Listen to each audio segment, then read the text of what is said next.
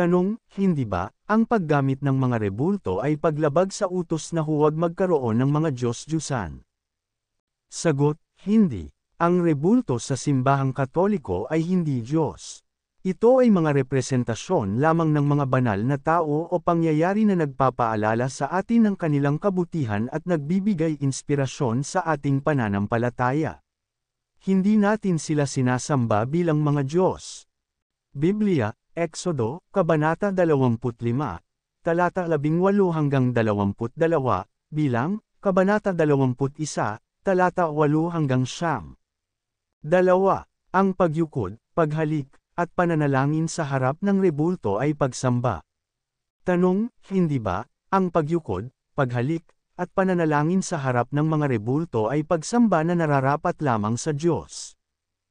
Sagot, hindi. Ang mga gawaing ito ay tanda ng paggalang at pagpapakita ng pagmamahal sa mga taong kinakatawan ng mga rebulto. Ginagawa natin ito bilang pagkilala sa kanilang kabanalan at bilang paghingi ng kanilang tulong sa ating mga panalangin. Ang ating pagsamba ay nakatuon lamang sa Diyos. Biblia, Josue, Kabanata 7, talata 6, Ikalawang Hari, Kabanata 2, talata 15. 3. Prosesyon, wala sa Biblia. Tanong, bakit nagkakaroon ng prosesyon, gayong wala naman nito sa Biblia? Sagot, ang prosesyon ay isang paraan ng pagpapakita ng ating pananampalataya sa publiko. Ito ay isang paglalakbay na may panalangin at pag-awit, na nagpapaalala sa atin ng ating paglalakbay patungo sa Diyos. Biblia, Ikalawang Samuel, Kabanata 6, talata 12 hanggang 15, Lukas, Kabanata 2, talata 41 hanggang 42. 4. Diyos-Diyusan ang mga rebulto. Tanong, hindi ba, ang paggamit ng mga rebulto ay paglabag sa utos na huwag magkaroon ng mga Diyos-Diyusan? Sagot, hindi. Ang rebulto sa simbahang Katoliko ay hindi Diyos. Ito ay mga representasyon lamang ng mga banal na tao o pangyayari na nagpapaalala sa atin ng kanilang kabutihan at nagbibigay inspirasyon sa ating pananampalataya. Hindi natin sila sinasamba bilang mga Diyos. Biblia, Exodo, Kabanata 25, talata 18 hanggang 22, bilang, Kabanata 21, talata 8 hanggang 9. 5. Pinagpipiestahan ang mga santo, wala sa Biblia. Tanong, bakit ipinagdiriwang ang mga kapistahan ng mga santo, gayong wala naman ito sa Biblia?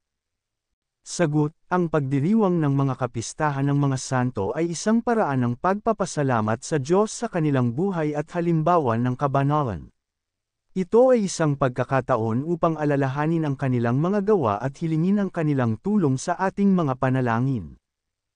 Biblia, Hebreo, Kabanata 13, talata 7, Mateo, Kabanata 5, talata 16. 6. Ang pananalangin sa mga santo ay pagsamba. Tanong, hindi ba, ang pananalangin sa mga santo ay pagsamba na nararapat lamang sa Diyos? Sagot, hindi. Hindi natin sinasamba ang mga santo. Hinihiling natin ang kanilang tulong bilang ating mga kapatid sa pananampalataya na nasa piling na ng Diyos. Sila ay mga tagapamagitan natin sa Diyos.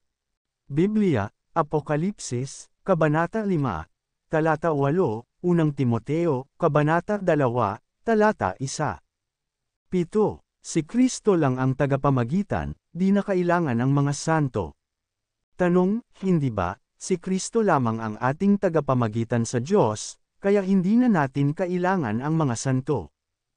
Sagot, si Kristo ang ating pangunahing tagapamagitan, ngunit hindi nito inaalis ang posibilidad na humingi tayo ng tulong sa ating mga kapatid sa pananampalataya, buhay man o patay, upang ipanalangin tayo.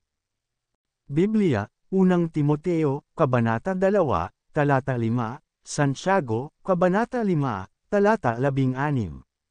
8. Patay ang mga santo, di nakakarinig ng panalangin.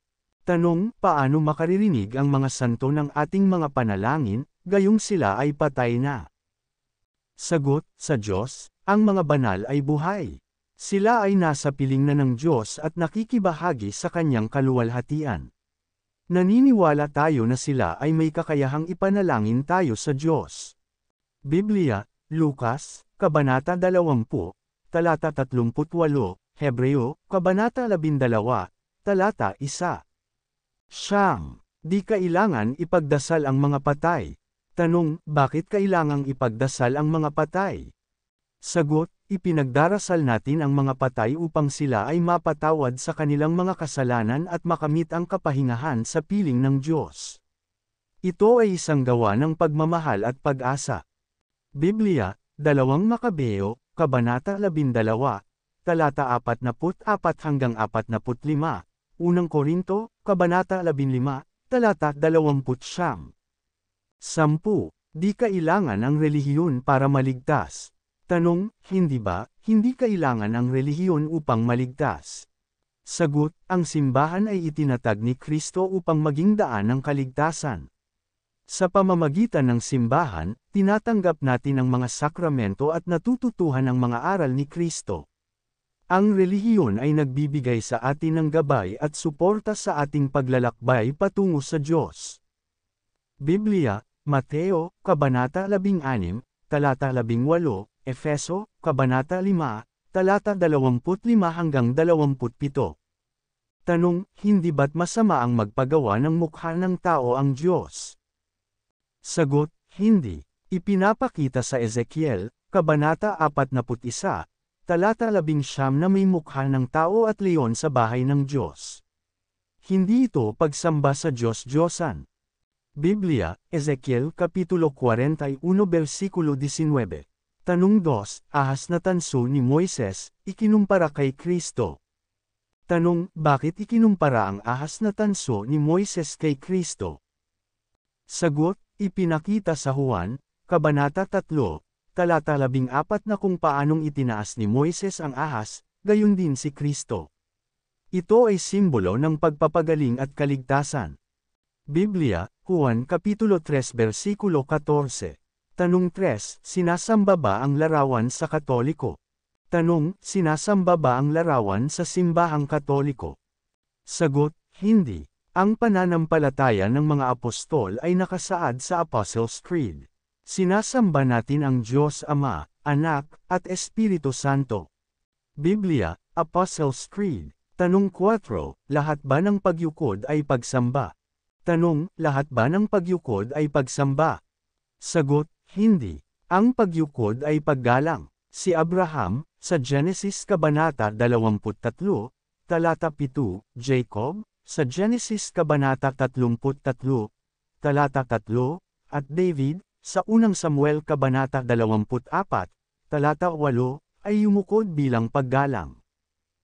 Biblia, Genesis Kapitulo 23 versikulo 7, Genesis Kapitulo 33 versikulo 3, unang Samuel Kapitulo 24 versikulo 8.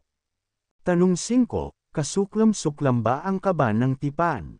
Tanong, kasuklam-suklam ba ang kaban ng tipan na sinasayawan ni David?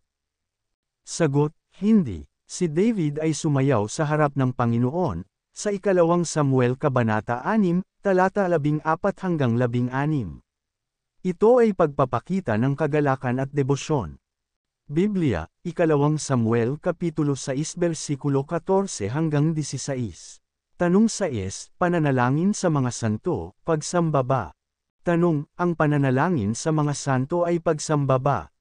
Sagot, hindi. Ang pananalangin ay komunikasyon. Hinihiling natin ang kanilang intercession, hindi pagsamba. Biblia, tingnan ang word origin ng prayer. Tanong 7, sagrado ba ang rebulto o bato? Tanong, maaari bang ituring na sagrado ang rebulto o bato?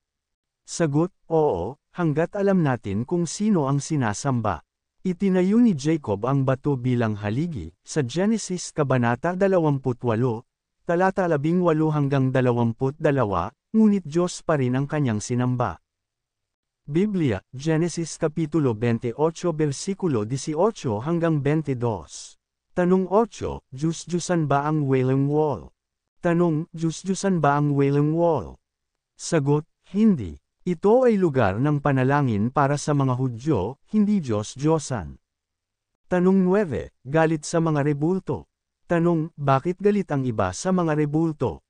Sagot, ayon sa awit, Kabanata 74, talata 3-7, ang mga kaaway ng Diyos ay galit sa mga rebulto at sinisira ito.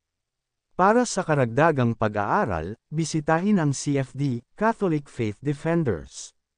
Kung nais ninyong suportahan ang aking content, mag-subscribe sa aking page. Salamat po.